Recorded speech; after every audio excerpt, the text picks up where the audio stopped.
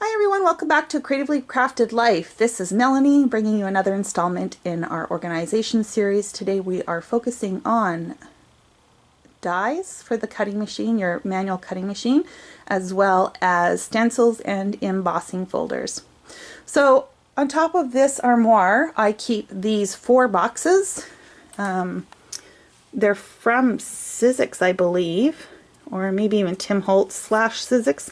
I have 4 different boxes and 1 small. These will contain all my Bigz dies as well as any of those other dies by Sizzix that are not considered thinlits.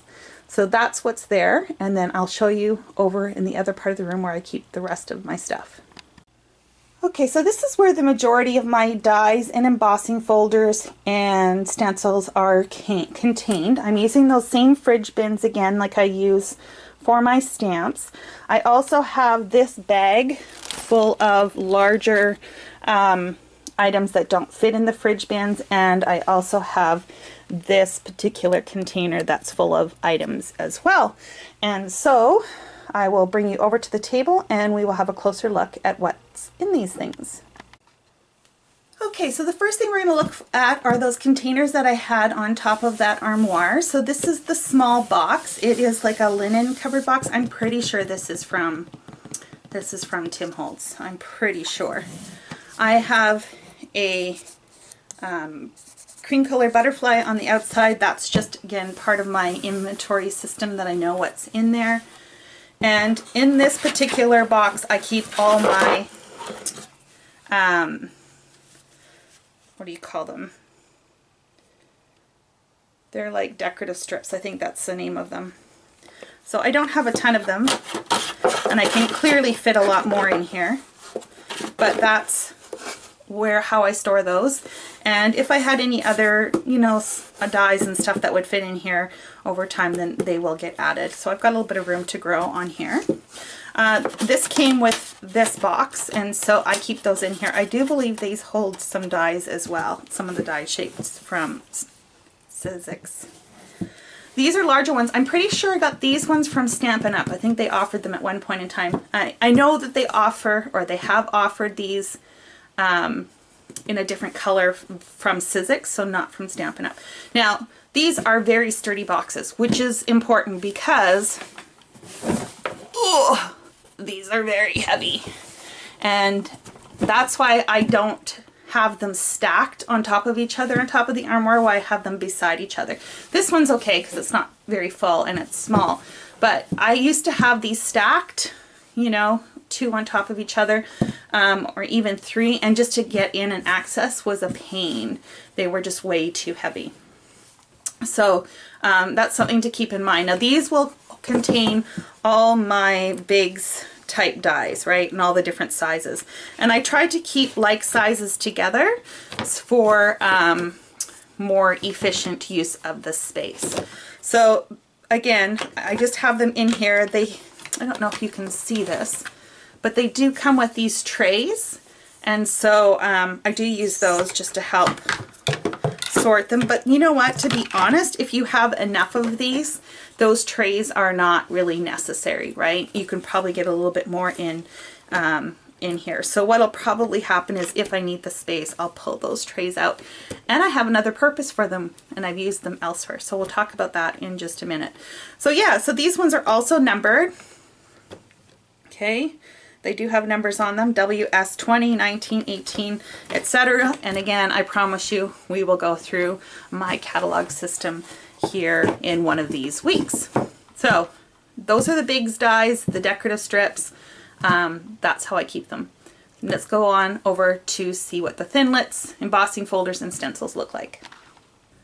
Okay, so this is another one of those fridge bins. This contains a lot of stuff in here, and this is pretty hefty as well, but because of the way it's open, I just leave this on that shelf and I don't ever have to move it, which is fantastic. It's also easy to get at things and easy to put things away, which is a bonus in my books. So what I have done for things like my dies, my embossing folders, and my stencils is I've divided these into categories and everything's mixed in. So in here are all of those things, and in not necessarily a particular order, as in I don't have all my dies, then all my embossing folders, then all my stencils. It goes more by size. So I like to go from small up to the tallest, and that way when I am flipping through here I can find things fairly easily. So some of the categories that I maintain for here, I have all my basic shapes. So I've got like triangles, stars, squares, rectangles, ovals. I've got other shapes. I mean, this is getting pretty big, but basically if I can't fit it into any other category, it tends to go in there. I've got hearts, circles, banners. And what do we got here? Back here is frames. This large one is borders and backgrounds. And then I have some other categories. When I pull that other bin over, we'll go through them. So again, I use the same pockets that I use for my small stamp storage, right? These are the DVD pockets with the little flap at the back. I label them. This one time I got a little smarter and I remembered to put the manufacturer on. I have it numbered, and if there is some sort of image or something, I will try and keep it, although I don't always remember to do that. So that's not as critical to me. But that's the small. And then I have my embossing folders. I will typically put the name of the folder somewhere on it, and then again a numbering system. I will also use these pockets by Sizzix. Now this one here was a Stampin' Up! Pocket, but I repurposed it because whatever was in here fit better in one of the other containers, so I moved it over there and then added these in instead. Now in here I've got like a magnet sheet, and this is actually with foam on the back. I think it was designed to be like a locker push pin kind of thing. So it was magnetic on one side and then you could use it for pins on the other. But I just cut it up to size, put it in there. Now since then there's other companies like Ellen Hutson have magnetic sheets, and I do use those for things like, let's see if we look at circles. Actually MFT usually provides the magnetic sheets, so it's very thin, which is great, and I love that. So I just have some of those on hand. I like to have them just because I don't like little pieces floating around in the pockets. It's not so bad if it's one or two, but if you have like, you know, a large number of them, I'd much rather have them attached to a magnet sheet. But it's up to you, right? It's an additional cost, and if you'd rather spend the money on something else and it doesn't bother you, then that is the route to go.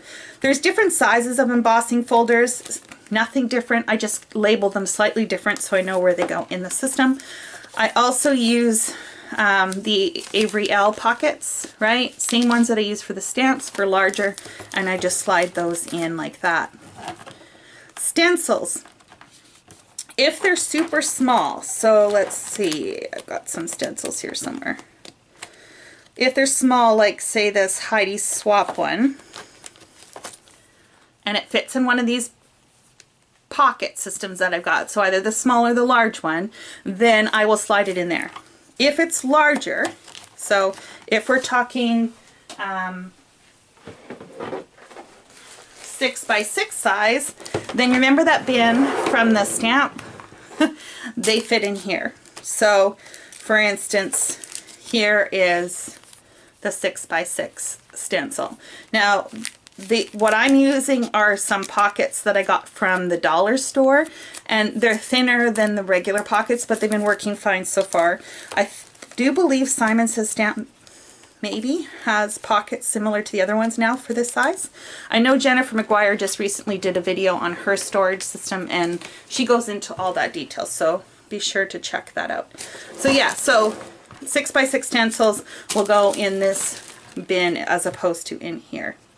Now the Tim Holtz stencils, I do not keep them on a ring. Again, they all get filed in with everything else depending on the theme, and if the name is on, it's great. I think he started switching so that he doesn't put the name on anymore, so I've added that on this one, and then again just numbered.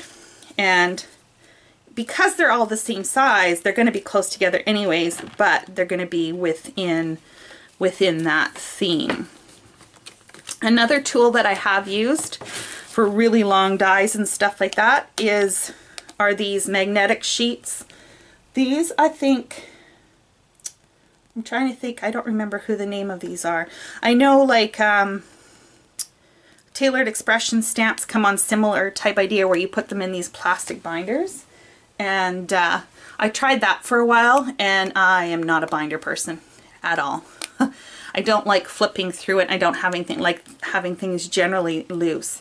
So I much prefer to have something like this, and then I can just flip through. So again, if you have those, I didn't get rid of them because if I ever do have any long ones that don't fit, say in the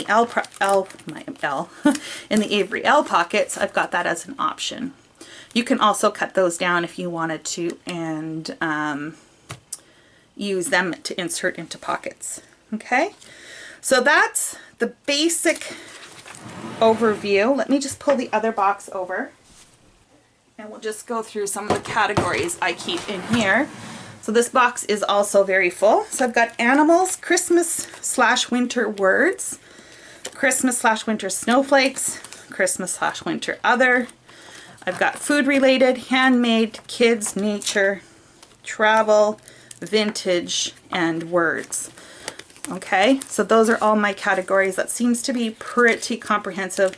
I can usually fit something in somewhere. In here, I've added additional categories for things like large backgrounds, large nature, large florals. So the same kind of categories, but now they're just with the word large in front of it so that I know they go in the bigger bin. Remember when I was showing you those big bins over on not big bins, when I was showing you those boxes that I keep my Bigz dies in, and remember how I said they come with those trays and that if your box is full you probably don't need them? Well, in some of mine boxes I actually removed them and I repurposed them, and what I did, I don't know if you'll be able to see this, is I added them down here at the bottom. Can you see that? I don't know, maybe if I zoom in. So there's those trays right there, and what that does is, well, this bin is starting to get pretty full now, but initially it was pretty empty, and it just allowed for them to stand upright without flopping over. So that's another thing that you can use, or you know, you always try to think of ways to repurpose what you have without reinventing the wheel. The last place that I keep dies and stuff like that is in this large plastic bag. Now this was I'm trying to think, it was a kit that came in here, right? So, you know, any 12 by 12 bag will work. You know, something like the Studio Calico kit bags would work well as well. And basically what I store in here is anything that doesn't fit in this particular bin. So usually it's like 8.5 by 11 stencils. I've got some old stencils in here, people. Like, look at this. That is ancient. EK Success. I don't even know, does it have a year on here? I'm thinking it's probably like circa 2000 maybe. It's got to be around there. It's pretty old. But, you know, I paid money for it. It still works. I still like some of the things on it. I haven't used it in forever, but oh, here's another good one. With all the plaid trim that's out there, the plaid maker from Stampin' Up. What does that say? 2003. So yeah. But you know what? It doesn't take up much space. I've got it here. I know that I have them. I can easily access them and go from there. As far as what I do put most of these in some sort of pocket. Not all of them, but most of them are in. Like for instance, this very old stencil too. I just use a regular page protector. Fits perfectly. The reason why I do that, especially with stencils, is because they have lots of little bits and they tend to snag on each other. So this way I can just slide things in fairly easy, you know, take them in and out without having to worry about them catching on anything. I think that's it. I think that's covered all my different storage options for dies, stencils, and embossing folders. So hopefully you can find something useful in here to help you organize your stash of goodies. If you have any other ideas that do work well for you, please leave them in the comments below. I'd love to hear, hear what's out there and share, and maybe that will be helpful to someone else. So until next time, everyone, happy crafting. Talk to you later.